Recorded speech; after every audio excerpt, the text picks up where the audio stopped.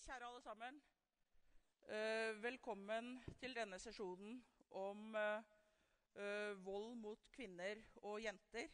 Det skal være 2 sånne sesjoner i dag. Den første skal ta for seg en situasjonsbeskrivelse, altså hvordan er situasjonen i dag. Og den andre, som er mellom 6 og halv 8, skal ta for seg fremtiden og råd for fremtiden, veien videre. Før vi starter, så skal vi se på en liten kortfilm som heter Just a Feeling.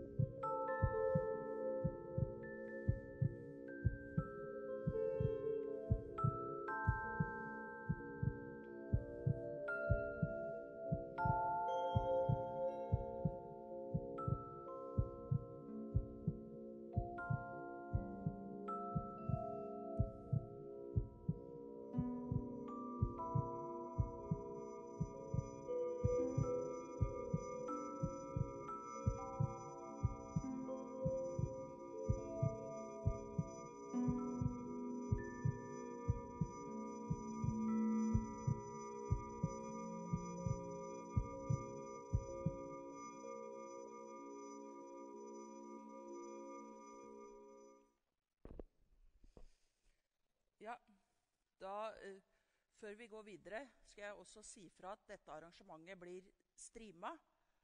Så disse 4 damene her, de kommer til å synes godt på det som blir streamet. Dere andre synes i all hovedsak bare bakhodet, men hvis noen har noe imot det, så er dere altså hermed advart at da bør dere forlate salen hvis det er uakseptabelt. Ja, vi så her den lille kortfilmen. Den skal ikke jeg prøve å fortolke for noen, og det er det grunner til. Jeg er nemlig jurist og heter Ragnhild Hennum, og er vel antagelig den siste som bør gi seg inn på fortolkning av noen som går på et rødt bånd. Og med meg her i dag, jeg skal bare styre ordet, med meg her så har jeg 4 forskjellige innledere som representerer litt ulikt perspektiv, men som til sammen vil gi oss en god oppsummering av situasjonen i dag når det kommer til vold mot kvinner og jenter. Vi har her fra som nummer 1 Lise Linn Larsen, som er psykoterapeut, men som er her i kraft av å være leder av den danske anti-stalking-organisasjonen, som vel er Nordens eneste organisasjon som tar for seg denne problematikken. Ved hennes side sitter Hanne Helt, som er talsperson for 8. mars-initiativet. 8. mars-initiativet er et dansk initiativ som ble startet opp opprinnelig i 2008, som de siste tallet jeg har klart å finne er at det er 29 organisasjoner, men det tar jeg korreks på hvis det skulle være feil, som arbeider for en dansk modell som forbyr kjøp av sex. Ved siden av der igjen så sitter en dame som fikk seg ny jobb 11. mai. Det er Karin Svensson, som 11. mai ble valgt til leder av ROX, altså det svenske krisesenterforbundet, sagt med enkle norske ord. Du har en fortid som ansatt på et krisesenter her i Sør-Sverige. Helt til slutt så sitter Tove Smådal, som leder det norske krisesentersekretariatet, og som for øvrig er en kjent feminist og likestillingsforkjemper i den norske offentligheten. Jeg Jeg skal si en liten ting til før vi starter. Dere er kanskje kjent med at det finnes et utkast til et sluttdokument til denne konferansen. Hvis dere ikke er kjent med det, så fikk dere høre om det nå. Det skal lages et sluttdokument, og det er det selvfølgelig skrevet et utkast til, ettersom det sluttdokumentet skal foreligge på søndag.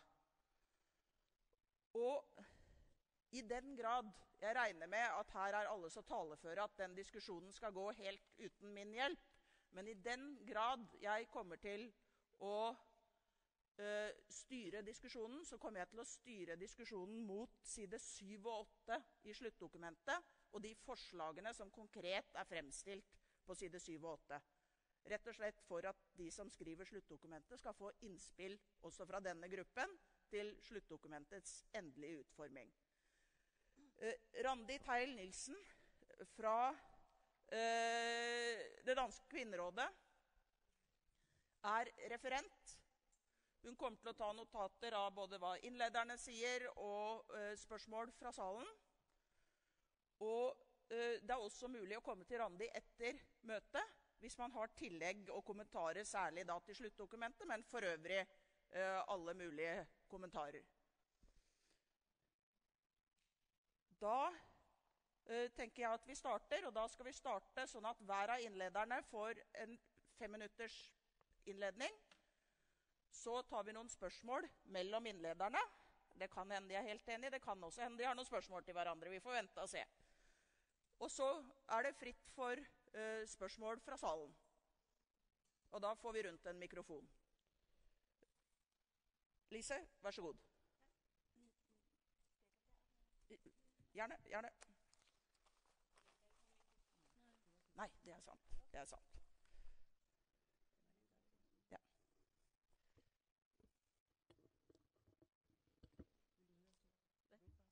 Nej, jeg vil hellere stå op. Ja. Ja, men... Så fikser vi lige en... Så er der. Okay, jeg tager den her. Ja. Jamen, jeg siger tak for præsentationen, og tak fordi jeg må komme her i dag. Det er jo rigtig, rigtig relevant at stå her i dag. Jeg er blevet bedt om, eller vi skal her tale om status og udfordringer i vores hver isærs lande. Og det er meget aktuelt at stå her for mig lige nu, fordi det er ikke mere end et par måneder siden, eller inden for de sidste par måneder, har vi faktisk haft 2 kvindedrab. Øjeblik. Sådan, nu ved I, jeg er kommet, ikke? Vi har haft 2 kvindedrab, og det er desværre eksempler på, hvad det er, at stalking kan føre til. De 2 kvinder har begge anmodet om hjælp ved politiet. De 2 kvinder har begge forsøgt at klare sig selv forsøgt at håndtere stalkingen og det, de var udsat for. De har levet med frygten og angsten. Begge kvinder havde til sammen 5 børn, som nu ikke har en mor.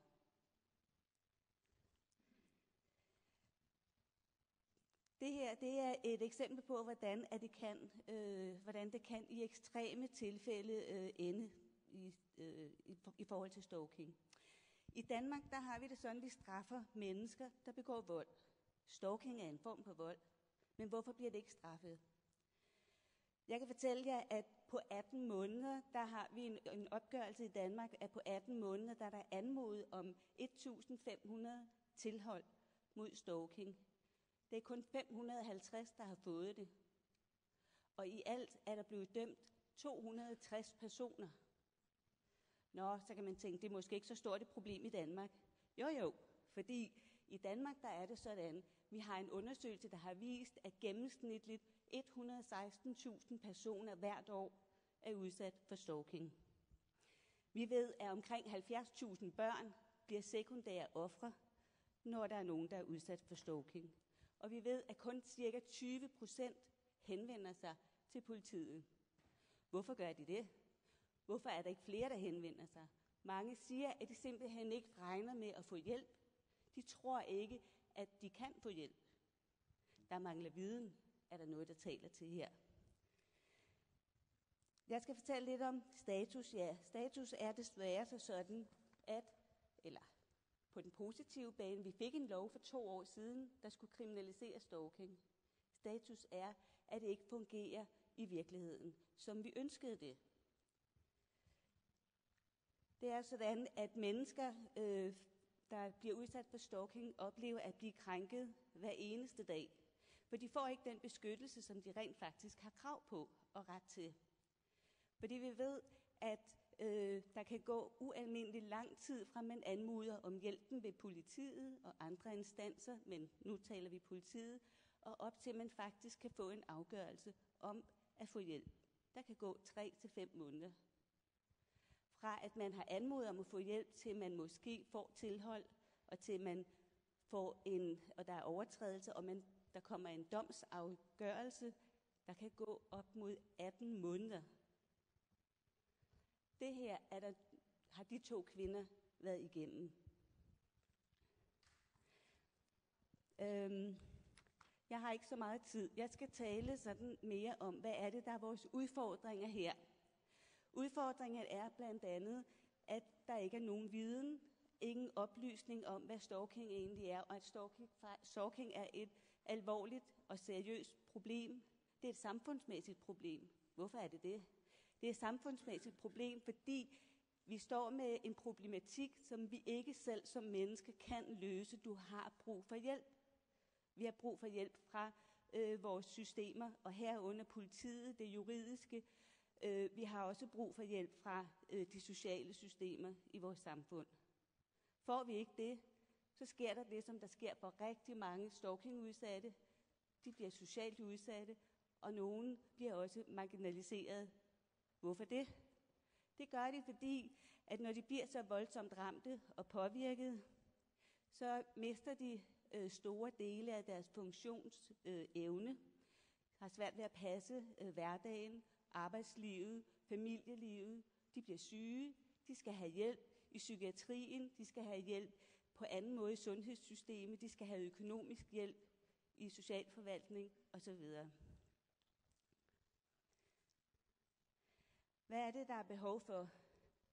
Sådan som vi ser det, så er der behov for, at den lov, som vi har i Danmark, den skal gås igennem, den skal evalueres. Når det så er sket, så har vi et meget stærkt ønske om, at vi faktisk får en særskilt lov i Danmark, der kan kriminalisere stalking og kan anklage og dømme uden først at skal igennem tilholds- og formaninger og alle de her mange partshøringer, som man oplever i systemet.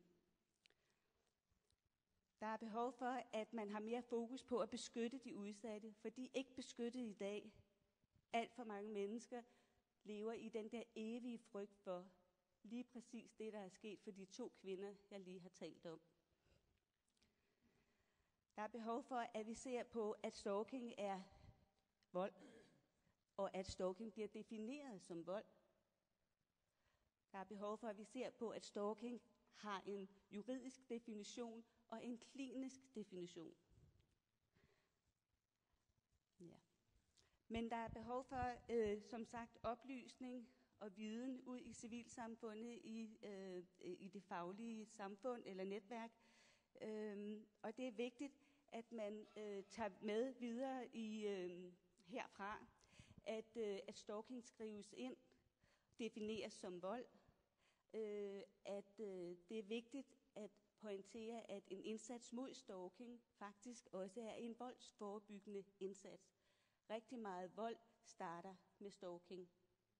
Ergo har det en meget vigtig forebyggende virkning. Ja, okay. Jeg vil selvfølgelig gerne tale meget mere. Det kan jeg ikke, men tak for nu.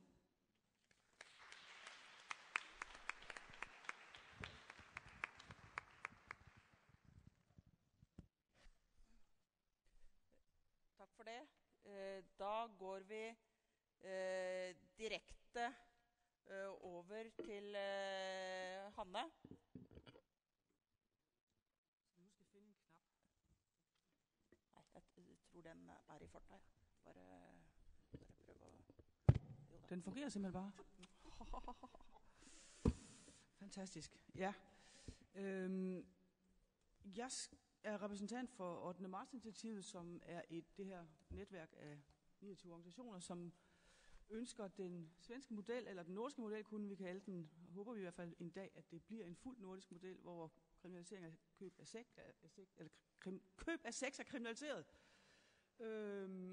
Vi ønsker også en social indsats for at få mennesker ud af prostitution, og vi ønsker i det hele taget, at den sociale indsats har det overordnede formål at få mennesker ud. Ikke at konsumere kvinder længere ind i prostitution, som den strategi, der har været brugt hidtil i Danmark. Og det drejer sig om officielle hensigtserklæringer omkring, hvordan det sociale arbejde skal foregå. Vi vil også gerne have fuld opholdstilladelse til handlede kvinder. Det har man ikke i dag, og det er et kæmpemæssigt problem. Jo især fordi, at størstedelen af de kvinder, der er i den danske sexindustri, faktisk er fra udlandet, og mange er i hænderne på kriminelle netværk. Og så vil vi gerne have noget informations- og forebyggelsesarbejde, og især blandt unge mænd, fordi statistikkerne viser, at det i største omfang er unge mænd, der køber sex. Du har svært at høre, hvad jeg siger. Sådan? Går det bedre? Nå, jeg skal prate langsommere. Ja. Okay. Vi har jobbet på forskellige vis med aktivisme, med demonstrationer. En gang om året går vi igennem prostitutionskvarteret i København.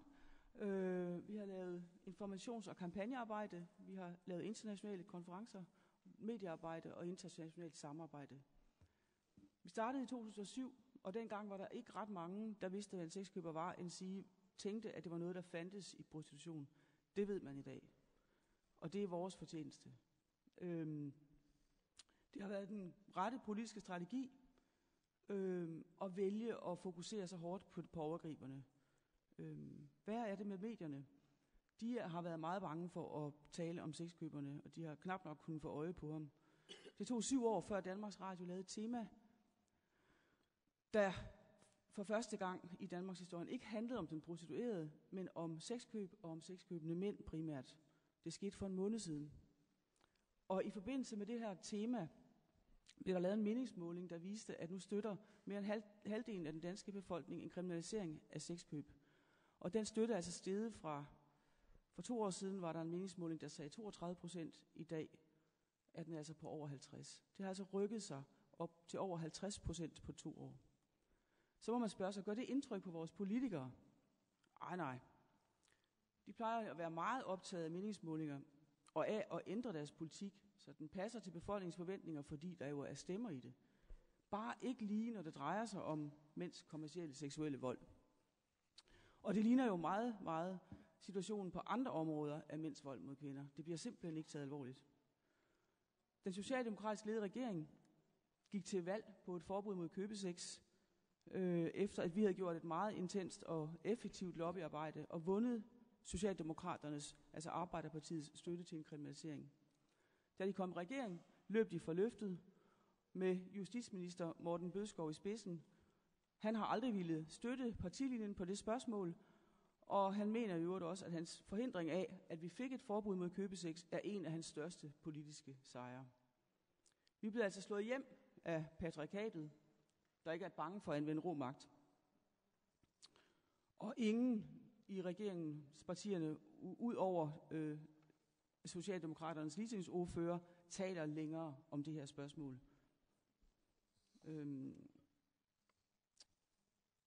Ikke engang, da den store EU-undersøgelse kom her for nogle måneder siden, en undersøgelse, der viste, at danske kvinder er de kvinder i EU, der er mest udsat for vold, gik regeringen ud med en tydelig besked om, at det vil man gøre alt for at ændre. Man forsøgte fra mediernes side at bortforklare, at den undersøgelse overhovedet kunne være valid. Vi har altså et meget stærkt patriarkat i Danmark, og antifeminisme er meget levende. Den tyr til mange forskellige metoder, og blandt andet tyr den også til at angribe, blandt andet også fysisk på en af vores demonstrationer. Mens Danmark er et dvale på det her område, så sker der jo en masse interessant i EU, som vi bør hæfte os ved. EU-parlamentet har vedtaget en resolution om prostitution. Den siger klart, at prostitution er et ligestillingsproblem. Det er vold mod kvinder. Og den siger, at den svenske model er den, der kan gøre noget ved det spørgsmål. Europarådet har også vedtaget en resolution for ganske nylig, der anbefaler, at man for at bekæmpe prostitution og kvindehandel overvejer, det er altså en lidt sværere formulering end parlamentets, men man kan overveje at kriminalisere køb af sex. Og der er i de senere år ved hjælp af den europæiske kvindelobby dannet et europæisk abolitionistisk netværk, som er drevet frem af feminister. Det har været effektivt, og 8. marts-initiativet har været en del af det netværk. Hvad angår sexkøberne i Danmark, så ved vi fra en relativt ny undersøgelse, at antallet stiger, og at mændene bliver yngre. I dag er der 15% mænd, der køber sex. Og det frygtindgydende ved den undersøgelse var, at den viste, at ud af de her 7.000 mænd, der blev spurgt, både mænd, der købte og ikke købte sex, så var der altså en tredjedel, der svarede, at de ikke fandt det problematisk at købe sex af handlede kvinder. Så kan jeg lige ganske kort sige noget om forskning. Ja, man kan sige det ganske kort. Den danske forskning på prostitutionsområdet er mildt sagt elendig, og kan ikke bruges til ret meget. Så er det sagt. Kanskje vi kunne ta resten av poengene i diskussionen? Hvis du ikke har noe kort afslutning? Nej, det er vigtigt for mig at sige, at altså det, som vi har gjort, er, at vi har sat navn på sexkøberne, vi har sat ansigter på, og vi har fortalt, hvem overgriberne er, hvem det er, der begår volden. Og jeg bemærker mig, at det efterhånden bliver mindre og mindre synligt, hvem de her overgribere er, også når man taler om generelt vold mod kvinder. Og jeg er klar over, at der er mange repressalier forbundet med at nævne, at det faktisk er mænd, der stalker, for eksempel, eller mænd, der begår vold, eller mænd, der køber sex. Men ikke desto mindre, så mener jeg, at vi i kvindebevægelsen bør være selvkritiske og begynde at tage bladet fra munden, fordi hvis det er politisk uklogt, hvis vi bekæmper vold, hvordan skal vi så gøre det, hvis ikke vi tør nævne, hvem der er gerningsmændene? Det var vist det for nu. Tak.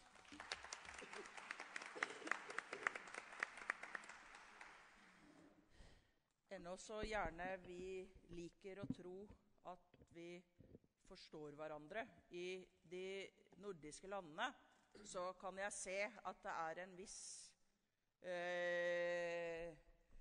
visse uklarheter knyttet til språket, så jeg tror vi alle må prøve å bestrebe oss på å tale langsomt og tydelig. Vi står imidlertid i den heldige situasjon at det er representanter for alle land, så alle finner i alle fall noen de forstår. Vær så god, Karin. Tack. Karin Svensson heter jag och sitter alltså som ordförande för Riksorganisationen för kvinnor. Så, då testar vi igen. Karin Svensson, ordförande för Riksorganisationen för kvinnojourer och tjejjourer i Sverige. Ännu närmare. Oj, ska jag äta upp den? Ja, det är lite provocerande.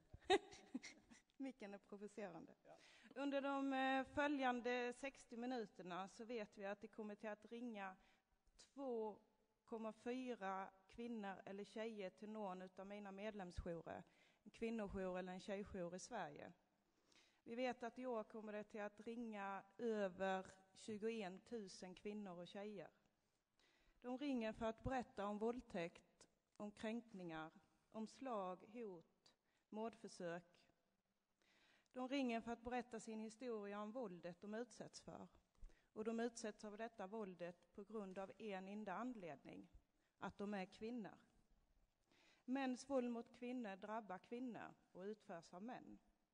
Våld i nära relationer och våld mot vuxna är någonting annat. Det är det könlösa våldet. Om vi inte kan se maktstrukturer och våldets strukturer utifrån patriarkatet, så kvittar det hur många fina handlingsplaner, hur många fina åtgärdsprogram vi gör, för de blir verkningslösa. Problematiskt är när vi osynliggör vem det är som slår. Vi möter under 3 månader på våra 117 medlemsjourer.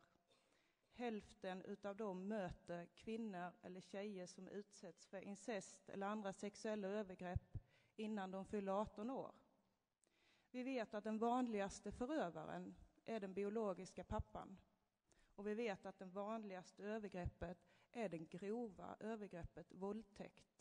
Vi vet också barn som tvingas till exempel att ha sex med sina egna husdjur. Vi vet att den vanligaste gruppen som kontaktar oss eller som utsätts för incest eller andra sexuella övergrepp gör det under åldern 9-14 år. Vi vet att det är få som polisanmäler och givetvis ger det väldigt stora konsekvenser. Detta är någonting som händer just nu i det hemmet där våra barn ska känna sig trygga. Av den som finns där för att ta hand om dem, pappan.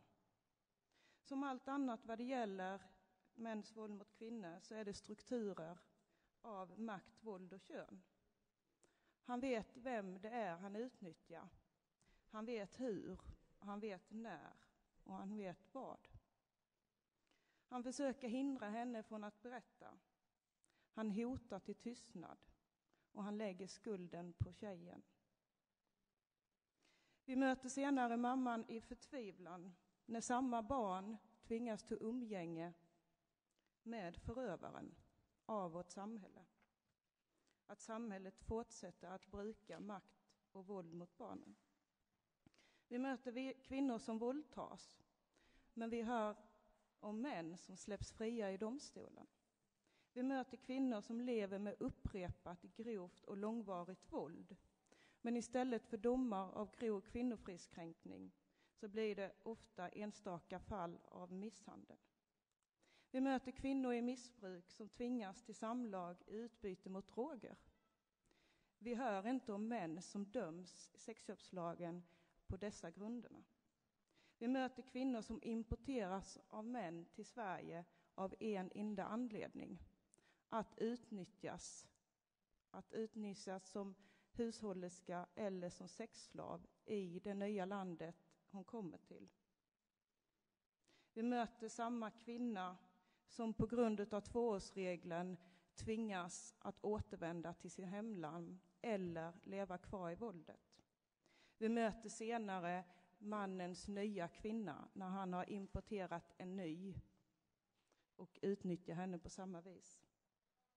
Och vi ser en myndighet som inte agerar. Vi ser blåmärken på äldre kvinnor men hör sällan vårdpersonal som pratar eller slår larm om våldsamma makar. I Sverige har vi ungefär 17 kvinnor som mördas varje år av sin partner eller tidigare partner. Vi kan inte slå oss till ro och tycka detta är acceptabelt. Det är väldigt problematiskt när samhället inte lyssnar på kvinnor som lever med mäns våld. Kvinnor som vet vad konsekvenserna blir. De kvinnorna som själv vet vad de behöver för stöd och råd. Och att det är kvinnorna bäst själva som kan utforma sin egen politik, vad det är de behöver. Det är problematiskt att inte sätta blåslampan på den som bär ansvaret för våldet. Problematiskt att vi inte straffar förövaren. Det är problematiskt när vi börjar prata om behandling av enstaka män istället för att prata om att det är samhället som behöver behandlas. Tack. Tack för det.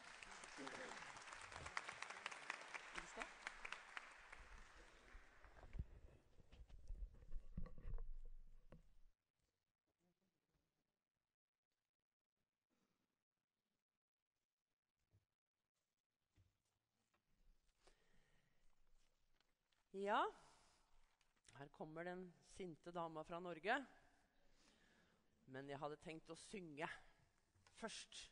Jeg vil takke kvinner som har arbeidet så mye. Og så kan jeg ikke resten. Så jeg vil åpne med å si at det er takket være kvinner og kvinners innsats gjennom 35 år at vi har fått krisesenteret på plass. De har jobbet frivillig, og de har stått på parallelt for å bekjempe vold mot kvinner gjennom alle disse årene. Og dette har skjedd i hele Norden. For krisesentrene er det viktigste sosialpolitiske tiltak som kvinner har startet etter andre verdenskrig. Vi redder liv og helse for kvinner og barn, og ikke glem den innsatsen og de utfordringene vi står overfor. Forekomsten av vold og voldtekt og seksuell trakassering mot kvinner er også en svært viktig indikator på manglende likestilling i et samfunn. Så det er viktig å presisere at selv FN, når de måler likestilling, så har de ingen indikatorer på vold. Derfor lever vi i Norden i verdens beste land å leve i, og i et likestillingssamfunn. Noe som ikke er riktig. Norge så antar man at mellom 75 til 150 000 utsettes for vold hvert år. Av disse er 23 000 eldre, og studier viser at over 90% av kvinner med rusproblemer har vært utsatt for overgrep. Det er ofte en glemt gruppe. Cirka 10% av norske kvinner etter fylte 15 år, og også yngre, 10% har vært utsatt for voldtekt, og voldtektsstatistikken i Norge går ikke ned, viser den nyeste undersøkelsen. Og 20% har vært utsatt for voldtektsforsøk. Jeg vil anta at de kvinnene som kommer til krisesentrene i Norge har vært utsatt for den farligste og den groveste volden. Og fra 1992 og til og med 2012 så har altså over 50 000 kvinner og over 40 000 barn til sammen overnattet 2 millioner døgn i fredstid i verdens mest likestilte land. Det burde man få stoppet. Vi vet at vold gir både kortsiktige og langsiktige helseplager og skader for de utsatte. De får svekket sin livskvalitet. En studie av Kjersti Alsaker viser at mishandlede kvinner livskvalitet er dårligere enn for menn som har deltatt i Gulfkrigen. Den er verst for yrkesaktive kvinner, for det å takle både hjemmesituasjon og arbeidssituasjon gjør at de har det veldig vanskelig. Vi vet at veldig mange av kvinnene som kommer til krisesentrene i Norge har lav sosialøkonomisk status, og det har jeg lurt på. Hvorfor er det så mange uføretrygdede kvinner som søker arbeid? En studie fra 2008 viser at 38% av de kvinnene som kommer til krisesentrene får ikke lov av mannen å gå på jobb. Vold hindrer kvinner aktiv deltagelse. Vold hindrer kvinners rett til å delta også i arbeidslivet. Og vold og økonomi henger tett sammen for å kunne bryte ut.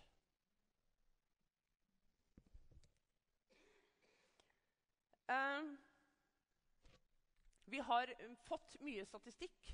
Vi har sett i større grad i Norge og i hele Norden at vold er blitt en myndighetsoppgave. Og det er bra. Men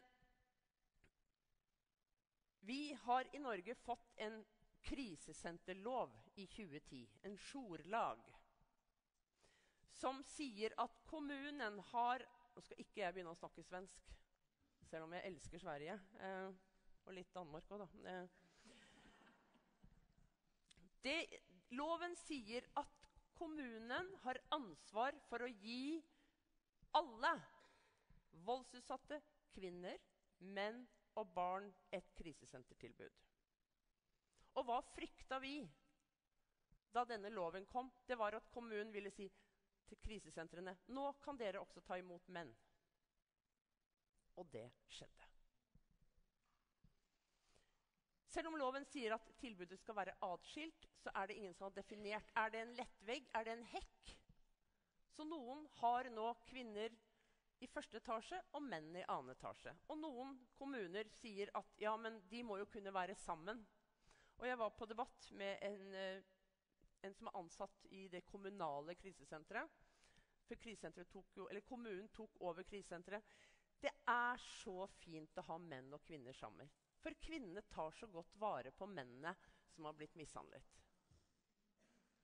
det rart man sint etter 35 års arbeid? Det norske staten også gjorde.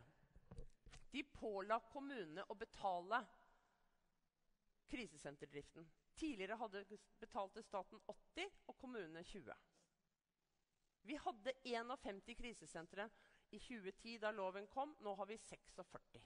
De små ble borte. Dette ikke den største prioriteringen i kommunene. Så her har vi en utfordring. Åja, det noen som prøver å fortelle meg at tida mi ute? Jeg skal bare si at jeg også veldig stolt av at krisesentrene i Norge har i de siste 10 årene tatt imot kvinner som ofre for menneskehandel. Vi har vært i kontakt med over 1000 kvinner fra 62 land som har bodd på krisesentrene. En kvinne en kvinne en kvinne, så uansett hva hun har vært utsatt for, så har hun krav på støtte, bistand, beskyttelse og oppreisning. Og vi må ikke lage sånne sære, altså der skal vi ha kvinner som har vært i prostitusjon, og der skal vi ha den. Krisesentrene må være åpne for alle kvinner og barn som har vært utsatt for overgrep. Takk.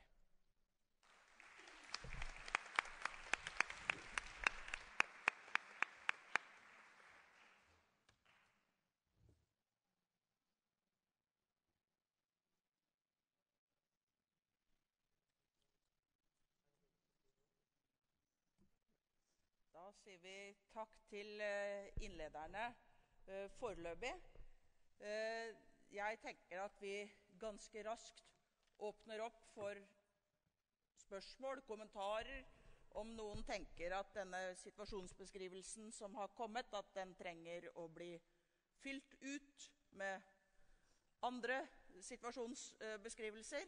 Men først så tenkte jeg at jeg kunne gi ordet til panelet, hvis dere har noen spørsmål til hverandre, eventuelt hvis jeg har vært frekk og avbrutt dere, sånn at dere har noen siste ting dere ikke fikk sagt, så nå muligheten til å kaste seg frem. Vær så god. Ja, den på? Ja. Det jeg kanskje burde ha sagt i forhold til de utfordringene vi står overfor, det jo at forskning i Europa viser, jo mer likestilt et samfunn jo mer likestilt familien jo mindre vold og jo mindre vold mot barn. Vi må derfor sette likestillingsperspektivet høyt, og det vi ikke har gjort i større grad i Norge, vi har ikke noen lov som sier hvordan vi skal forebygge vold. Vi har, når du snakker om stalking, vi har altså over 1000 kvinner som på flukt. Og den norske stat ble i fjor dømt, for staten har ansvar for å gi alle beskyttelse. Og den norske stat ble dømt ut fra EMK for brudd på menneskerettighetene, fordi de hadde ikke gitt nok beskyttelse til mor og 4 barn som måtte flykte. Altså over 1000 kvinner lever på streng og fortrolig adresse, og de har nærmest gått under jorda. Og vi vet ut fra forskning at de kvinner og barn som på flukt fra en overgriper, livet går ofte ikke bra med dem. For å si det rett ut, det går ofte til helvete. Ja, Anne, vær så god. Man skal jo ikke høre ret mange indledninger fra kvinder, der arbejder med mænds vold mod kvinder, før det bliver fuldstændig tydeligt, at det, som det her drejer sig om, hvordan vi får knust patriarkatet, og faktisk får samfundet på vores politikere til at tage mænds vold mod kvinder på alvor. Og det kunne jeg sådan set godt tænke mig at spørge jer fra publikum, om der var nogen af jer, der sad og havde nogle tanker omkring, hvordan man kunne arbejde videre med. Hvordan får vi gjort op med at vi faktisk selv i Norden, som et smørhul på globen, har en situation, hvor kvinder så voldsudsatte på alle mulige måder. Og så har vi jo ikke engang nævnt den hverdagssexisme, ganske unge kvinder bliver udsat for, eller vi alle bliver udsat for, men især unge kvinder, ikke? Den pornokultur, som vi skal leve i, og så videre, så videre. Og det alt hænger jo i hop, som man siger på svenska. Karin, vær så god. Jag tänker att mäns våld mot kvinnor är den yttersta konsekvensen av patriarkatet, att män överordnas kvinnor. Så det vi egentligen skulle behöva, det är ju ett handlingsplan för att krossa patriarkatet, så kommer vi en bra bit på vägen.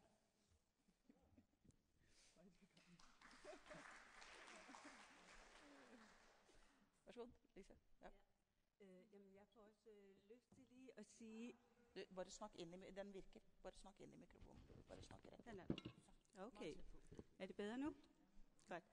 Det jeg får lyst til at sige er, at vi også skal være opmærksomme på, at den måde vi håndterer stalking, altså den måde vi møder det i systemet og i vores samfund, faktisk er medvirkende til at fastholde, at stalkingen forekommer, at det bliver ved. Og hvorfor siger jeg det? Jamen, det er fordi vi ved, at rigtig mange opsøger politiet for at få hjælp til at få stoppet stalkingen. Hvis man bliver mødt af politi og andre myndigheder, som ikke forstår og ikke har hvad skal man sige, mulighederne til at hjælpe, jamen så er det jo det samme som at sige, at det her, det har ikke nogen betydning, og så fortsætter det. Ja, det var sådan i hovedtræk det, jeg lige vil sige. Altså, vi skal være opmærksom på, at... nej, nu tabte jeg lige tråden. Undskyld. Fint, takk for det. Da har vi et spørsmål der nede, og det er flott hvis alle presenterer sig og siger, hvem de er. Jeg hedder Chris Poole, kommer fra Danmark. Organisation Voldsforebyggelse i Praksis, som svarer til spørgsmålet, hvad kan vi gøre mere, end vi gør i dag? Hvordan kan vi takle det her problem? Hvad kan vi skrive ind i slutdokumentet, som ikke er det endnu? Vi skal have meget mere primær forebyggelse. Alt det, der bliver snakket om i dag, er rigtig, rigtig vigtigt. Vi repræsenterer tusindvis af kvinder, der har gjort meget for at gøre opmærksom på, at vold mod kvinder eksisterer, mens vold mod kvinder eksisterer. Rigtig mange har gjort noget for at hjælpe de kvinder, der bliver udsat. Hjælper kvinder, der er i prostitution og kommer ud.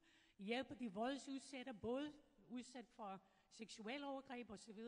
og vold i parforhold.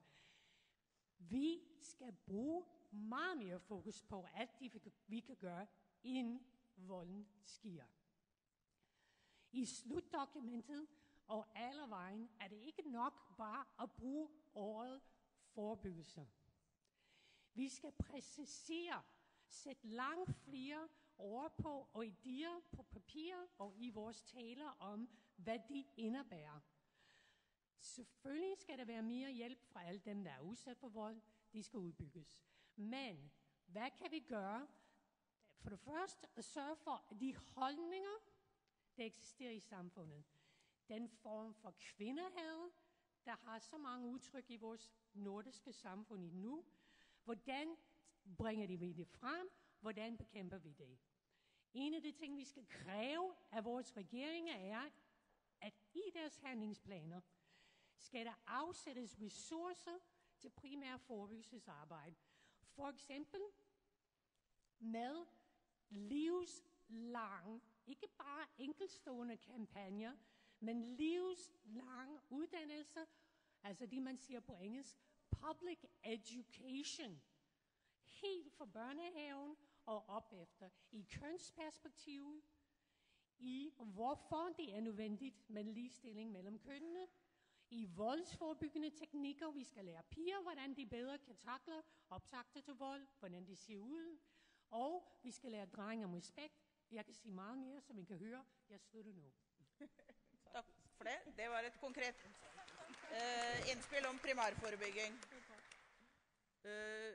Noen egentlig hang det jo sammen med Karin sitt denne handlingsplanen for avskaffing av patriarkatet. Det måtte vel være en form for primærforebygging det også, men det kan hende alle forslagene egentlig henger sammen. Vi får se til slutt. Noen flere som, i salen som ønsker ordet? Der var en der. Ja. Else Slange fra København, Dansk Kvindesamfund. Jeg vil sige, at jeg undrer mig stadig over, at vi snakker hele tiden om politiets modtagelse af offret eller reaktion på kvinder, der henvender sig for de vil have hjælp. Hvorfor er det lige, at vi ikke har fået etableret kvinder, der kan tage sig af kvinder?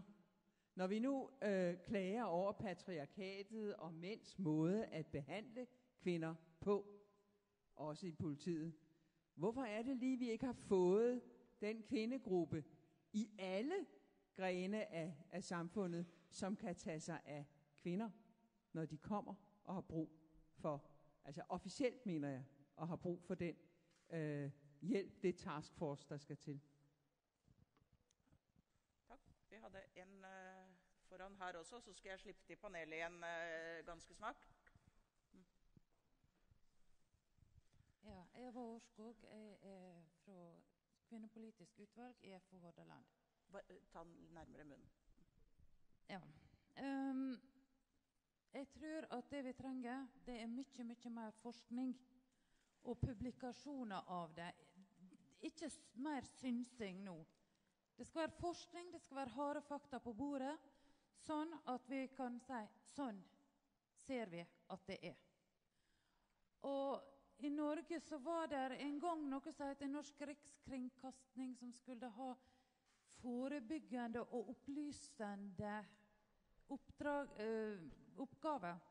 Og det kunne man jo godt ha tenkt seg at de kunne få tilbake, eller at noen minner deg på at de har det som en oppgave, og så kunne vi fått brukt det. Det hadde vært noe over. Ja. Jeg tenker også at rettsvesenet, vi trenger faktisk et sedelighetspoliti og en familierett. Fordi at vi kan ikke, ingen greier å kunne alt. Og vi ser at jurister, rettsvesenet, også har en jury som da har sine stereotype formeninger om hvordan voldsutsatte kvinner skal reagere. Og reagerer du feil da, så blir det frikjent. Vi må også våge å ta med at hver gang vi sier at nå vil vi ha slutt på vold, ja, kvinner også er voldsutøvere. Vi må faktisk våge å ta det med i det at ja, der er noen, men se på forskjell i antallet. Så må vi skolere et hjelpeapparat, både for mottak av volds- og traumeutsatte kvinner og barn, og vi trenger behandling, og vi må få opp den faglige kompetansen i hjelpeapparatet. Takk. Takk for det. Da tenker jeg slipper til, og så har jeg disse to her, og så slipper jeg til panelet nå, for da har vært noe ønske om korte kommentarer. Da tar vi helt korte kommentarer, og så tar vi noen innlegg til. Ja. Man er jo ikke uenig i noe, og som du sier i forhold til kunnskap. Ja, det er et stort behov for å få kunnskap i alle etater. Og i Norge fikk vi i denne uken første læreboka om vold mot kvinner. Og så det var jo veldig historisk, i hvert fall for meg. Man skal huske på at hvert samfunn er menneskeskapt. Enhver sosial konstruksjon er menneskeskapt, og den er ofte mannskapt. Og det har lært meg gjennom alle disse årene. Ting tar tid, Tove. Og når du foreslår da kanskje en handlingsplan for å bekjempe patriarkatet, så hadde jo egentlig det vært fantastisk. Men ikke sant? Dette tar tid, og vi må være utålmodige. For det er, i Norge føler jeg at det har vært mye politisk vilje, det har vært mye utredninger, stortingsmeldinger, men der er også motstand. Og hvorfor er den motstand der? Det lurer jeg på.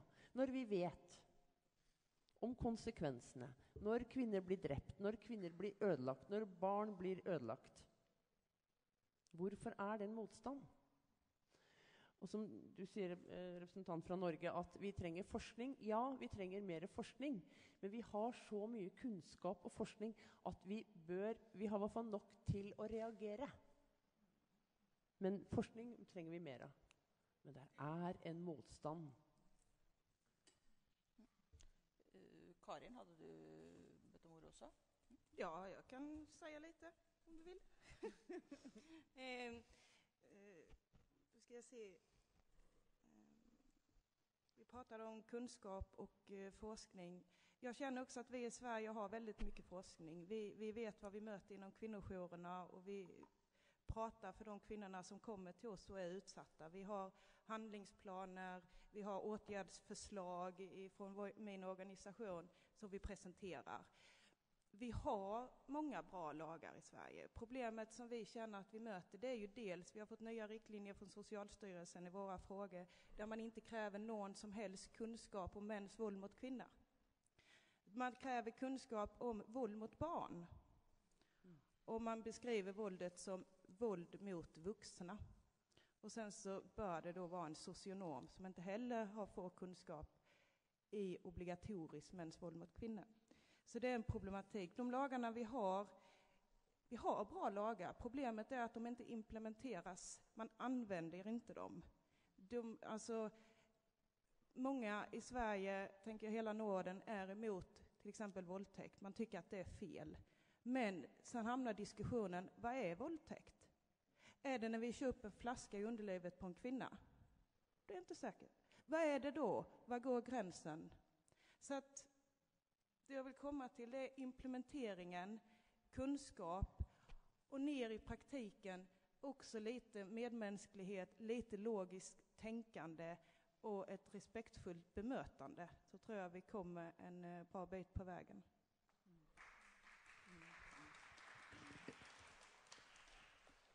Ja, hvis dere har kommentarer, bare vær så god. Det en vældig vakker bøn at bede om mere kundskab og mere viden, men vi ved jo for fanden, hvad vi skal vide. Vi ved jo nok, jeg ryddede en gang op I Dansk Kvindesamfunds depot. Jeg medlem af Dansk Kvindesamfund. Jeg smed et halvt ton forskningsrapporter ud.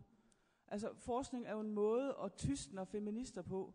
Når vi har brugt nok, længe nok, så siger en eller anden minister, ja, der får I lov at lage en liten forskningsrapport, eller hvis I sætter en kommission. Og der kan vi sætte og jobbe med papper I 2-3 år, og se den, hvad hænder der. Så det vi måste jo aktionere, vi måste jo blive ærlige, vi måste jo gå på gaten, vi måste skrike og råbe.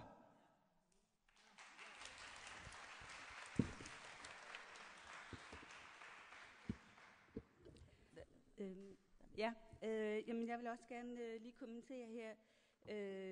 Chris snakker om forebyggelse, ja, og det helt indlysende, at vi skal have forebyggelse helt ned I skoleniveau, helt ned på børneniveau, og det også noget af det, vi rigtig gerne vil I Dansk Anti-Stalking-forening.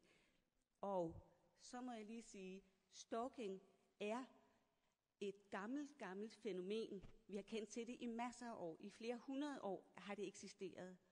Men det et nyt fænomen I den danske, den skandinaviske, nordiske kontekst. Det er nyt at få sat det på begreb.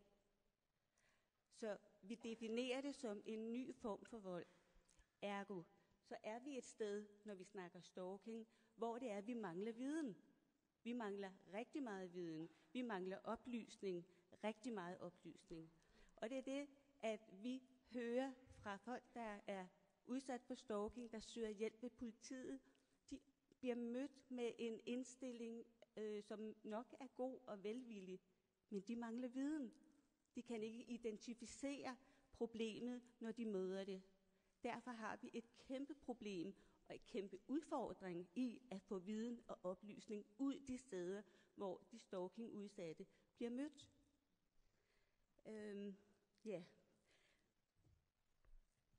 Derefter så har vi jo fundet ud af, at den lov, vi fik I 2012 I Danmark, det var godt, men den absolut ikke tilstrækkelig. Der er brug for, at der bliver sat et nyt tiltag i gang. Der er brug for den særskilte lov, som gør, at man faktisk kan få den hjælp, man har brug for, direkte og med det samme. I stedet for, at man skal vente i måneder. Og så ved vi jo, hvad der sker med mennesker, når det er, at de ikke får hjælp. Fordi stalking er jo en form for vold. Volden foregår ikke sådan her. Nej, den foregår hele tiden, kontinuerligt. Det starter på et tidspunkt, men du ved ikke, hvornår det slutter. Du er konstant i volden. Så det er meget vigtigt, at vi får nogle tiltag, der kan sætte ind på det her lynhurtigt, lige med det samme. Fint. Da tror jeg, vi har 2 spørgsmål fra salen. Vi tar den først, og så har vi en her fremme etterpå. Angelica Båth jobbar i ett projekt som heter Våga vittna i Malmö stad. Jag vill prata om tystnaden och sen kommunerna. Tystnaden känner jag att det är många som kan se tidiga tecken när man utsätts för våld i hemmet eller av sin partner. Men vi säger ingenting. Många bara blundar och jag tycker det är en kriminell handling att inte säga någonting. Jag tycker vi ska ha någon lag i form av medhjälp till att man splittrar en hel familj. Sen vill jag prata om kommunerna. Som inte ska överlämna ansvaret till ideella krafter samtidigt som man är en konkurrent till andra boende som inte är kommunala. Många kommuner väljer att placera kvinnor och barn i sina egna boenden, men samtidigt så lämnar de över ett stort ansvar till ideella föreningar. Tack. Fint, da tar vi noen spørsmål før panelet får lov å si litt igjen. Da var det her. Ja, hej. Jeg hedder Nina Hedegaard fra 8. marts-initiativet.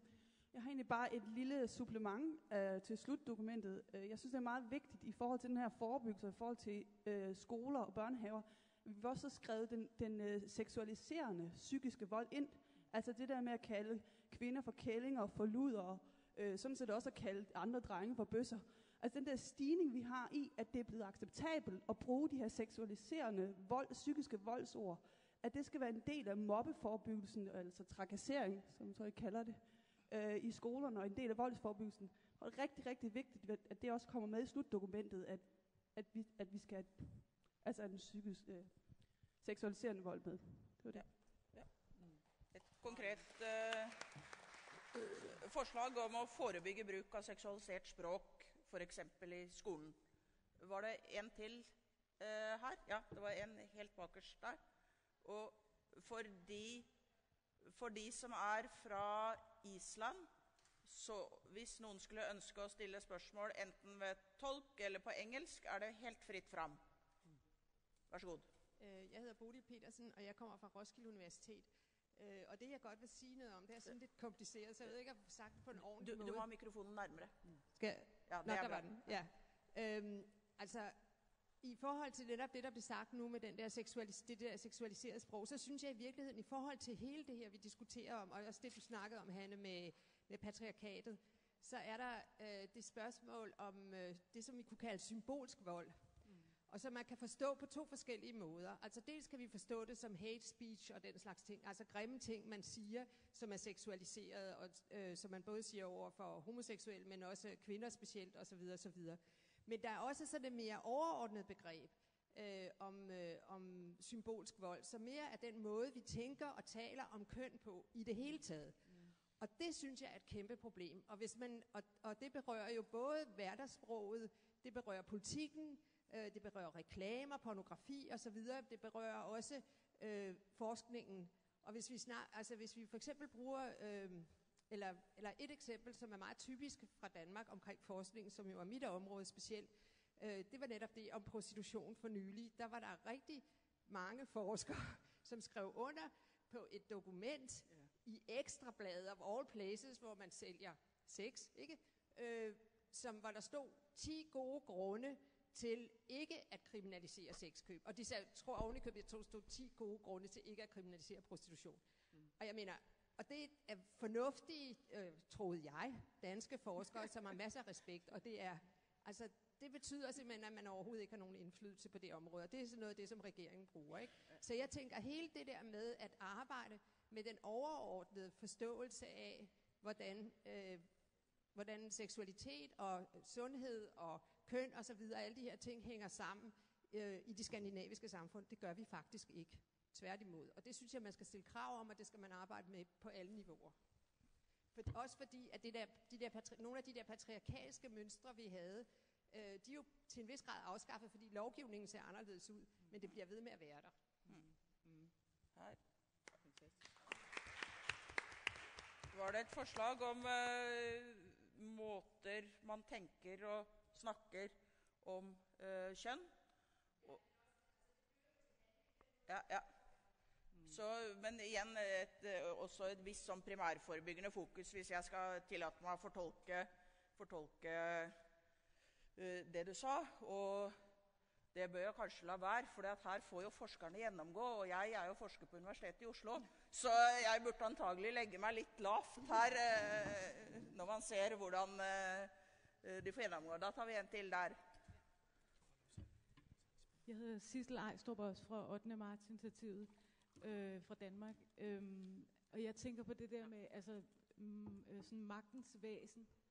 Der er jo ikke nogen, der opgiver deres magt frivilligt. Lidt højere. Der er ikke nogen, der opgiver deres magt frivilligt. Og man skal ikke tro, man kan forvente det samarbejde, tror jeg, som man nogle gange forventer. Og det tror jeg simpelthen bare er sådan en menneskelig det dyriske aspekt, altså at man må simpelthen gå over den grænse og sige, jamen, spotte de tricks, der er i retorikken for eksempel. Altså der kan være faldgrupper, ligesom du siger, jamen vi laver en undersøgelse.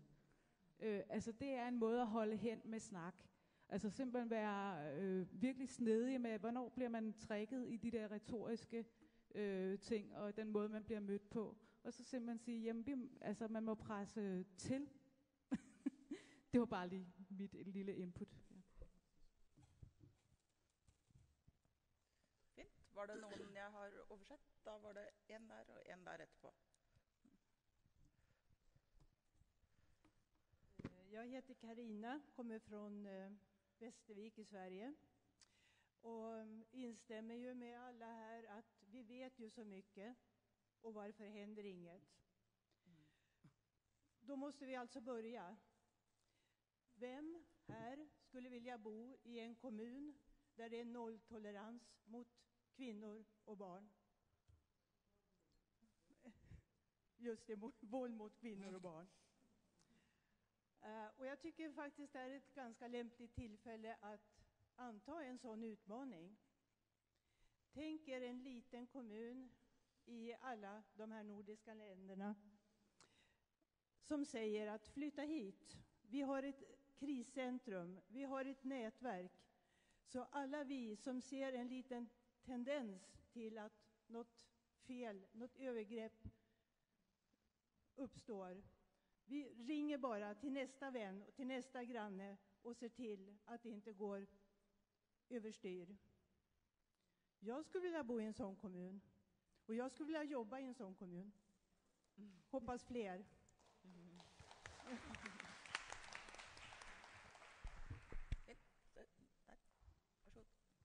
Ylva Darnbrand, Tjejjouren i Malmö. Jag skulle bara vilja slå ett litet slag eller påminna också om tjejer eller tonåringar och unga kvinnor, och att jag upplever kanske att de lite grann glöms bort.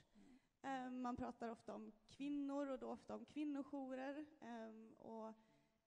och deras barn som kommer med. Men de här kvinnorna eller unga kvinnorna eller tjejerna som kanske fortfarande bor hemma i sitt första förhållande. Det är inte så ovanligt att de utsätts för våld.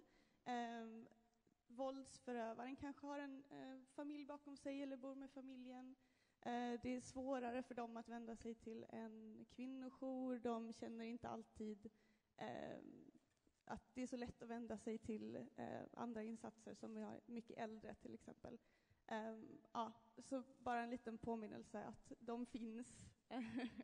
Och det är ett problem där också. Och just det här med det mycket så här sexualiserade våldet utsätts de ju jättemycket för.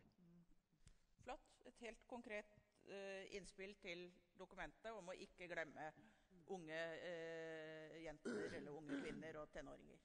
Da hadde vi en der.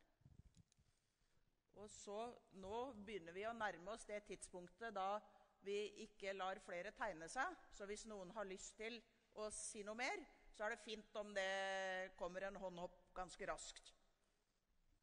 Varsågod. Ja, hej. Jag heter Anna-Lisa Björneberg och jag kommer från Sverige och har varit engagerad i ROX och i en kvinnojour sedan den startade praktiskt taget. Och jag kan väl känna mig fruktansvärt sorgsen när jag tänker på en massa saker som händer idag. Och jag har ju 2 exempel som jag tycker är fantastiska. Det ena är på stalking då. Att vi hade en kvinna som blev mördad i Sverige ganska nyligen.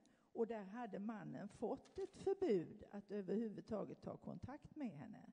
Men de lyckades i alla fall inte, utan han lyckades att döda henne.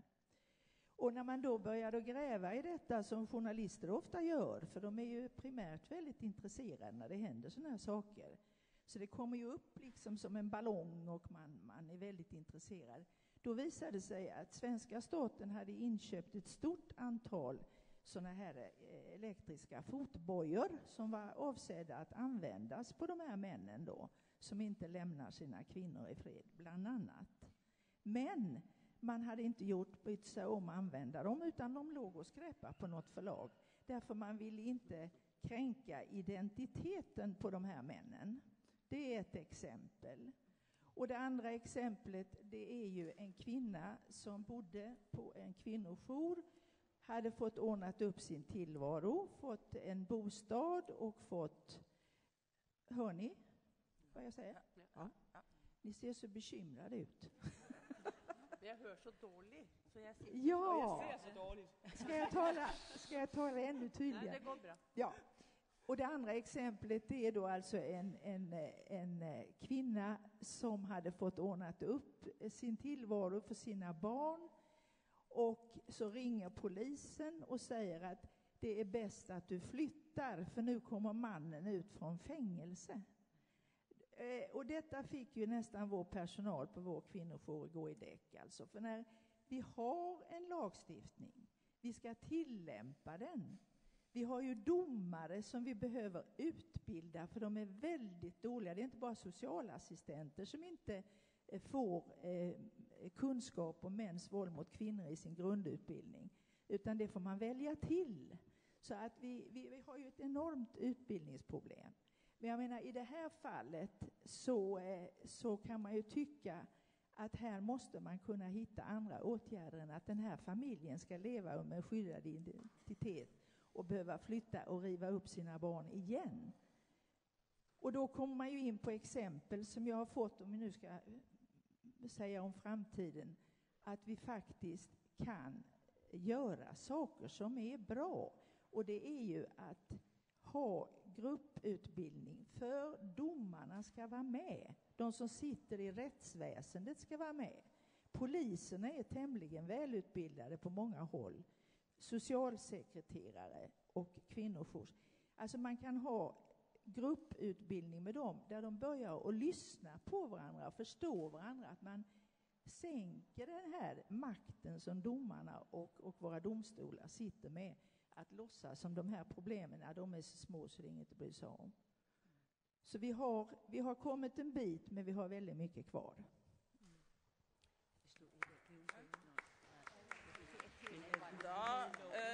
Da har jag... Får jag bara göra ett kort tillägg till det här? Vi har ju också det här problemet med stalking. Och nu har vi en man som står 200 meter ifrån sin kvinna och bara gör ingenting. Han får inte gå längre närmare henne. Men nu har hans föräldrar övertagit det här och håller på med henne och förföljer henne hela tiden. Det har jag inte varit med om förut. Jag vet inte vad man gör åt det. Det är väl forbudt for foreldrene også med stalking, går jeg ut fra, så det kan vel tas kanskje sånn, men da er det Lone der. Og jeg har nå sett at ønsker å si noe, er du bak med det lille barnet, og deg har jeg sett i hvit jakke. Hvis det er noen flere som ønsker ordet, så er tiden nå, for etter, altså når det neste innlegget er slutt, så er det ikke mulig å tegne seg lenger. Ja, hei, jeg heter Lone Johansen. Jeg jobber som informasjonsansvarlig sammen med Tove Smadal i Krisesentersekretariatet. Og jeg også jobber i tekstkomiteen, som skal sitte og skrive det her sluttdokumentet, og samler inn også litt kommentarer herfra. Og jeg synes at det er veldig flott at det har blitt lagt vekt på det med primærforebygging, for primærforebygging er en kjempestor utfordring som aldri har blitt tatt ordentlig tak i, hverken i Norden, Norge eller internasjonalt. Og når man ser på primærforebygging, for eksempel i Norge nå, for nå har man begynt å snakke litt om det, men da begynner man å snakke om andre faktorer. Altså man ser ikke på problemet som menns vold mot kvinner. I Norge så sier vi ikke lenger menns vold mot kvinner heller, vi sier vold i nære relasjoner. Og det vil si at man da ikke inkluderer for eksempel seksuell trakassering på arbeidsplassen som vold mot kvinner. Man inkluderer heller ikke prostitusjon og menneskehandel som vold mot kvinner hvis man sier vold i nære relasjoner. Så det er en kjempeutfordring. Og hvis man sier da og skal jobbe i forhold til vold i nære relasjoner, så vil man også iverksette primærforebyggende tiltak som også har fokus på familien, og det å ivareta familieperspektivet, og det å behandle voldsutøveren som de da ser på som har psykiske problemer. Altså man går ikke inn og ser på patriarkalske systemer, på maktstrukturer i samfunnet. Man forklarer det ved at for eksempel voldsutøver er innvandrer, eller at han har rusproblemer, eller psykiske lidelser. Og det er et kjempestort problem i forhold til når man skal begynne å snakke om primærforebyggende tiltak. Og jeg synes at det er veldig viktig at vi får inn i sluttdokumentet for eksempel begreper som patriarkalske eller maktstrukturer. Og også at vi legger også mye mer vekt på at CEDAW-konvensjonen også blir mye mer kjent i Norden. Det er veldig viktig, for den er ikke nok kjent. Takk. Ja, takk for det.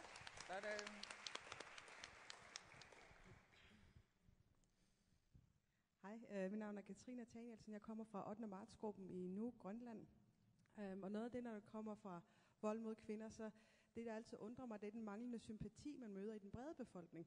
Hvis vi snakker om vold mod kvinder, så handler det typisk om, at det første, man får, det er, jamen, hvorfor går kvinden ikke bare? Eller, jamen, hun er sikkert også selv uden om det. Og det er sådan en ting, der kan undre mig rigtig meget, og jeg tror, det er en ting, som vi kan være bedre til at skabe sympati omkring. Der mangler noget viden om, at der er en grund til, at kvinden ikke bare går, og der er en grund til, at manden faktisk slår, og han er kriminel. Men det bliver kvinden i de her relationer, der oftest bliver den kriminelle, for hun kan jo bare gå. Den anden ting, jeg synes, der hele tiden kommer op også, det er, og det er sådan et link lidt også til det med ligestilling, for der, hvor jeg kommer fra i Grønland, der må man heller ikke være feminist. Jeg er det sådan lidt på trods, og jeg ved, når jeg siger det, så møder jeg rigtig meget modstand, for så er man jo mandehader.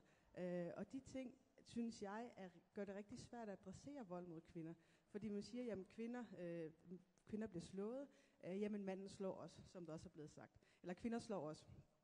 Og så er det mere legitimt at snakke om kvinders vold mod mænd, som vel måske står for 1 eller 2% af al den vold, der udøves i nære relationer, i modsætning til mænds vold mod kvinder. Ja, det var bare lige den kommentar, jeg ville have.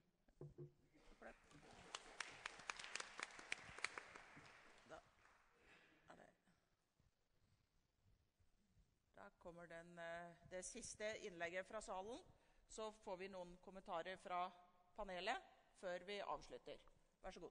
Ja, tack. Sanna Bergnem heter jag, representerar UN Women Sverige och jobbar också som jurist och jobbar med brottsutsatta kvinnor faktiskt. Och en fråga som vi försöker lyfta, det är ju dels också att sprida kunskapen om kvinnokonventionen för att kvinnor har rätt att inte bli utsatta för våld och kränkningar.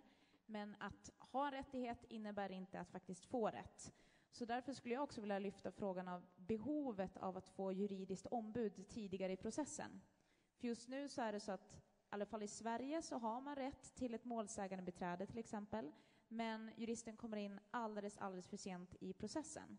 Så det är i alla fall någonting som jag skulle vilja lyfta. Behovet av att inte bara ha socialtjänst och polis, men också få in ett juridiskt ombud för just den utsatta kvinnan eller tjejen. Tack. Der har vi jo også litt ulikt regelverk i de nordiske landene. Sånn at for eksempel i Norge så har man en mye større rettighet til en da som heter ikke et juridisk ombud, men en bistandsadvokat. Så Men for 20 år siden så var jeg i Åbo. Da var det en sånn nordisk kvinnekonferanse i Åbo. Og så når jeg sto her, så prøvde jeg å tenke over, har det forandret seg? For dette er jo mye, det vi snakker om er mye som ikke virker, som ikke fungerer slik det skal. Og jeg tror på en eller annen måte samtalen har forandret seg litt grann på de 20 årene i alle fall. Og kanskje passet det ganske godt i forhold til det siste taler sa, at det hjelper ikke bare å ha rett, man må også få rett. Det er sånn jurister elsker å si. Så, for da får vi noe å gjøre. Og så, men kanskje er det sånn det har forandret seg også. Det har mange i panelet har også belyst det, at ja, man har lovverk, man har en god del rettigheter. For 20 år siden så var ikke alle de rettighetene og hele regelverket på plass. Mye av det er på plass nå. Jeg sier ikke alt, og jeg ser at det for eksempel har blitt etterlyst i forhold til stalking og så videre. Men kanskje er det et skift som har skjedd. At nå er vi ferdig med det som var lett. For det å endre regelverket er kjempelett. Det krever bare en beslutning. Kanskje nå har vi kommet til den delen av jobben som er den vanskeligste, nemlig for å endre på rettslig praksis. Det går også an, men å endre på sosialt praksis eller sosialt liv er veldig vanskelig. Og selv om man gjerne skulle vedta en handlingsplan mot patriarkatet, så vil i alle fall ikke jeg påta meg ansvaret for å sette den ut i livet. For det er jo vanskelig å forandre sosialt liv. Så jeg vet ikke om dette var noe invitasjon til å si noe som nå får dere et lite minutt eller så som avslutningskommentar. Vær så god. Skal jeg begynne? Ja, bare begynn. Ja. Nei, de tause kommunene, det var et godt ord. I Norge har det vært jobbet, altså vi har hatt mye politikkutforming, men å få gjennomføringsevnen, å få dette ned der folk bor. Og forrige regjering oppfordret veldig sterkt alle kommuner til å lage handlingsplaner og strukturer. Og strukturer er lovfestet i Norge, for det står i krisesenterloven at kommunen skal ha en helhetlig tiltakskjede. Har de det? Nei. Så jeg foreslår kanskje at hvert land lager en hjemmeside der det står beste kommunen i Norge mot vold og mot kvinner. Og så kan man jo se hvem kommuner som har gjort noe. For de kommer jo ikke på en sånn liste. The best practice. Jeg var i Sør-Afrika en gang, hvor de hadde en kampanje i en township. Og det var sånn, the best man in town. Og der var det en liste, når du kom inn i denne byen, hvor kvinner kunne sette opp navnet til mannen hvis han ikke utøvde vold og var en god mann. Du kan tenke deg Trøgstad hvis jeg ikke satte opp mannen min hvis vi tok en sånn kampanje. Så da ble det plutselig en kamp mellom mennene å komme på den lista, og kanskje vi skal utfordre kommunene med å si ha en sånn beste kommune i Norge å bo i forhold til hva har de gjort i forhold til vold mot kvinner, og hvilken støtte får man. Det vi ikke har vært inne på her, for å si det kort, som Karin snakket om innledningsvis, det er kvinner med minoritetsbakgrunn, og også den store økningen som har vært siden slutten av 1990-tallet i hele Norden, på at flere og flere nordiske menn reiser ut og kjøper seg en kone, eller henter seg en kone. Og vi er jo for kjærligheten, og vi er for at folk skal få lov å gifte seg med hvem de vil. Men rettssikkerheten til de kvinnene, hvis de blir utsatt for vold, er for dårlig. I Sverige er det 2 års oppholdstilstand, og så kan man søke. I Norge er det 3. Danmark er det 7. Fy. Og i Norge så foreslår jo denne regjeringen å øke det til 5.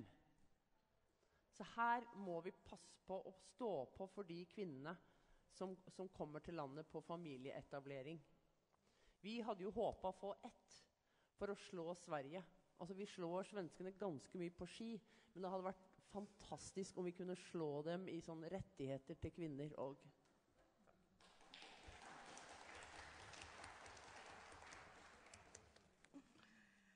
Vi kommer till att bli lika lyckliga som ni om ni slår oss. Ja. För era kvinnor och för alla kvinnor. Absolut. Nu ska jag äta mick igen. Jag tänkte lite på, vi var inne på kommunernas ansvar kontra kvinnojourerna. Jag vet inte om vi ska, tycker inte att det är att vi konkurrerar, det finns plats för oss bägge. Vi har otroligt många kvinnor och tjejer i Sverige som inte får någon plats på någon kvinnojour. Vi fick en ny, eller man ändrade lagen då till att kommunerna ska ta ansvar 2007. Det vi har märkt däremot, det är att kvinnojourerna då som startade för ungefär 40 år sedan, som gör ett utmärkt arbete och är experter på området, det är att kommunerna lägger över sitt ansvar på kvinnojourerna. Och de gör det på ett sådant sätt att de använder pengar som makt. Att man kan koppla avtal för kommunens ansvar och lägga över dem på jourerna för att jourerna ska få pengar. Så i Sverige står vi mycket och väger på... Sverige är ett rätt så långt land så att det ser lite olika ut. Men det är många jourer som fått lägga ner och många jourer som också tvingas in att göra kommunernas ansvar för att bli finansierade. Jag ser ju att kvinnojourerna är en helt annan form av verksamhet. Vi tar ju ansvar för hela kvinnan och det hon har utsatts för. Från stödet innan hon lämnar relationen, samtal, motivationen för hennes insikt. Vad är det hon utsätts för? Under tiden som hon kommer, om hon behöver ett boende, och med hjälp och stöd efteråt. Vi har ju kvinnor som har varit hos oss i stödgrupper, i samtalsgrupper under många år. För ofta så börjar det om igen, vi har pratat om stalkning här, när mannen kommer ut. Vilken socialtjänst gör det?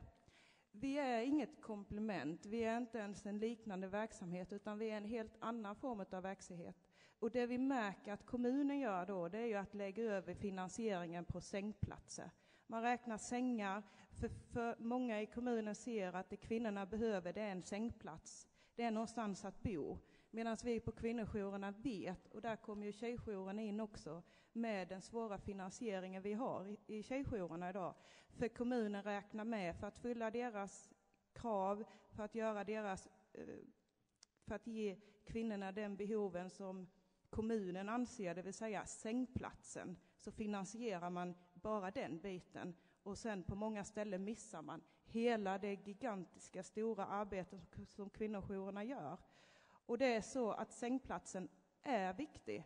När vi pratar och stödjer och hjälper en kvinna vidare så är det oerhört viktigt att hon känner sig trygg. Och vi vet att våldet ökar den dagen hon väljer att lämna sin relation. Men det är ändå en begränsad del av kvinnojourens verksamhet. Och det är en begränsad del utav det sättet som vi måste jobba för att minska mäns våld mot kvinnor. Så det jag vill uppmana till, det är ju en långsiktig bra finansiering till kvinnojourer och tjejjourer. Jag tycker det är jätteviktigt att vi har vårt oberoende kvar så vi också kan jobba mot att krossa patriarkatet. Att vi kan jobba framåt för att förändra. Jag tycker också att det är viktigt att vi kvinnor och tjejer har separatistiska rum där vi själva kan komma fram till vad som är viktigt för oss. Så att inte samhället som då utgår från patriarkatet slår tillbaka och säger det här är bra för kvinnor. För oftast är det män som sitter och har makten. Och att vi ser strukturerna utav våld.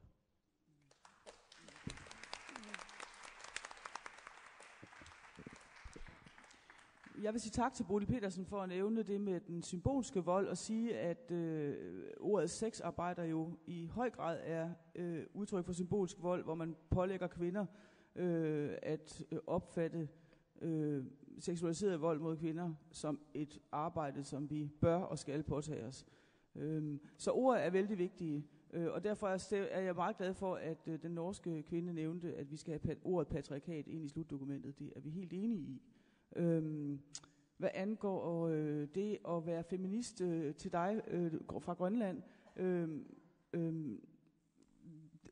man bliver jo altid skældt ud for at være forkert, når man siger, man er feminist. Men det er jo en vidunderlig ting at have modstanden, for det gør jo, at vi har noget at tale op imod, og mulighed for faktisk at diskutere de her spørgsmål. Så vi vælger at tage det som et adelsmærke. hvad angår slutdokumentet, så er vi meget tilfredse med fra 8. marts initiativets side, at alle Nordens kvinder støtter op omkring, at sexkøb skal være forbudt.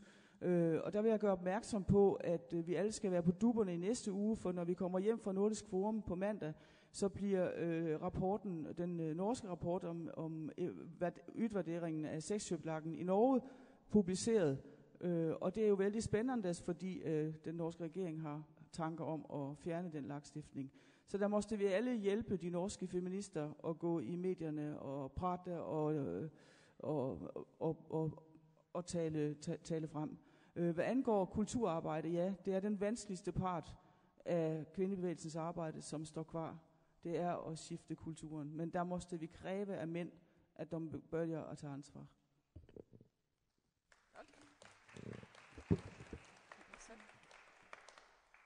Ja, jeg vil bare lige sige til dig, som netop snakkede om, at vi ved det hele, og vi ved meget, og man ved ved politi og det juridiske system, hvordan man skal håndtere det, og så sker der alligevel ikke rigtig noget. Jeg kan jo kun sige, jamen vi må bare blive ved. Det er jo noget med at holde fast. Vi må bide os fast i fodhaserne på dem.